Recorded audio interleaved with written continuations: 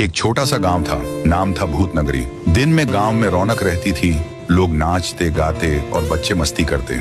लेकिन जैसे ही रात के 12 बजते गांव एकदम सुनसान और शांत हो जाता। हर रात एक अजीब सी आवाज गूंजती थी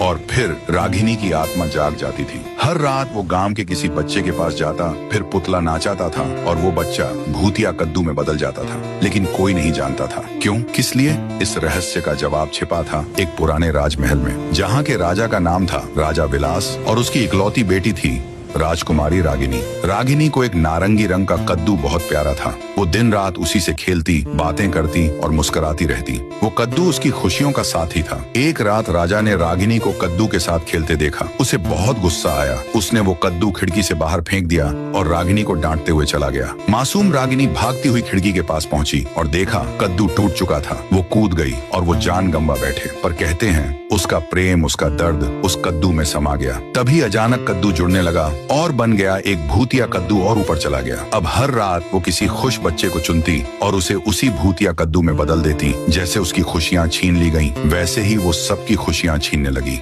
धीरे धीरे गांव के सारे बच्चे भूतिया कद्दू बनते गए। गांव में मातम छा गया। सारे गांव वाले कद्दू का सामने रोने लगा। एक दिन गांव वाले इकट्ठा हुआ और योजना बनाई। फिर रात के 12 बजे सारे गांव वाले मिलके दिए जलाए, फूल सजाए, गुब्बारे लगाए, खिलौने रखे और रागिनी को याद करता रहा। आगे का सच पता चलेगा अगली पार्ट में। एक छोटा सा गांव था, नाम था भूत नगरी। दिन में गांव में रौनक रहती थी, लोग नाचते गाते और बच्चे मस्ती करते।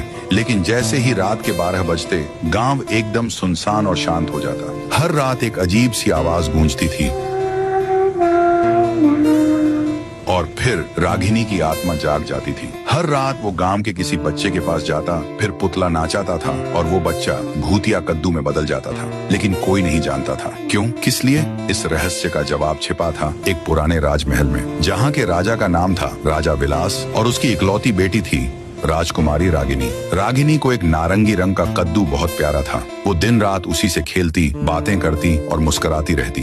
वो कद्दू उसकी खुशियों का साथी था। एक रात राजा ने रागिनी को कद्दू के साथ खेलते देखा। उसे बहुत गुस्सा आया। उसने वो कद्दू खिड़की से बाहर फेंक दिया और रागिनी को डांटते हुए चला गया। मासूम रागिनी भागती हुई खिड़की के पास पहुंची और देखा कद्दू टूट चुका था। वो कूद गई और वो जान गंवा बैठे। पर कहते हैं उसका प्रेम, उसका दर्द उस कद्दू में समा गया। तभी अचानक कद्दू जुड़ने लगा और बन गया एक भूतिया कद्दू और ऊपर चला गया। अब हर रात वो किसी खुश बच्चे को चुनती और उसे उसी भूतिया कद्दू में बदल देती। जैसे उसकी खुशियां छीन ली गईं, वैसे ही वो सबकी खुशियां छीनने लगी। धीरे धीरे गांव के सारे बच्चे भूतिया कद्दू बनते गए। गांव में मातम छा गया। सारे गांव वाले कद्दू